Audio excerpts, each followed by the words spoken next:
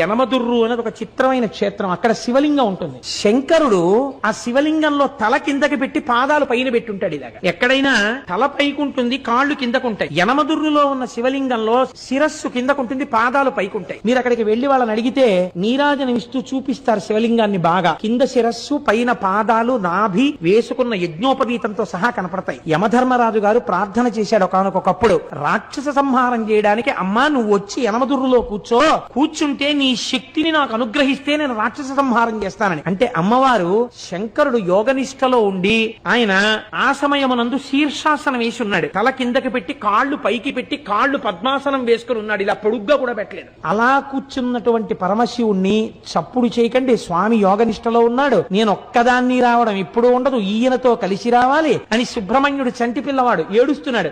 ఏడుస్తున్న సుబ్రహ్మణ్యుణ్ణి ఒళ్ళో పడుకోపెట్టుకుని స్తన్యమిస్తూ శంకరుణ్ణి ఓ చిక్కం లాంటి దాంట్లో పెట్టుకుని ఎత్తి పట్టుకొచ్చేసింది ఆవిడ శక్తి స్వరూపం. ఎత్తి పట్టుకొచ్చి దేవాలయంలో పెట్టి కూర్చుంది. తానే ఒక పుష్కరిణి సృష్టించింది. అక్కడ ఆ ఎదురుగుండా ఉన్న కోనేటిలో ఉన్న నీటితోనే అన్నం వండుతారు స్వామికి మహానైవేద్యానికి. ఆ నీళ్లతో వండకుండా మీరు ఎంత గొప్ప అగ్నిహోత్రం మీద ఎంత గొప్ప మినరల్ వాటర్ తీసుకొచ్చి వండినా సరే రాత్రి వరకు వండినా బియ్యం ఉడకవట.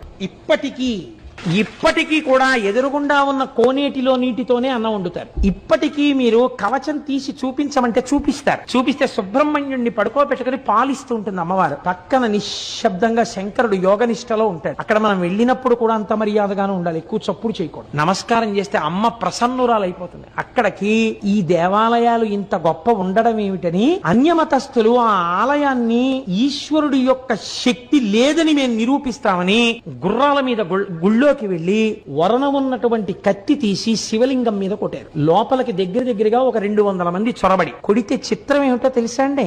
శివలింగం పగిలిపోవాలి. శివలింగం మీద కత్తి వాటు పడింది. తెగిపోతే ఎలా పడుతుందో అలాగే పడింది. పక్కన అమ్మవారు ఉంది, అంతే. ఎక్కడ నుంచి పడ్డాయో తెలియదు.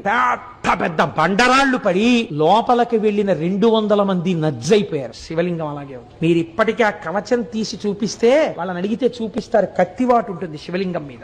అమ్మవారు ఇప్పటికీ శక్తి స్వరూపిణి అయి ఆ యనమదుర్రు గ్రామంలో లోకాన్ని కాపాడుతూ ఉంటుంది.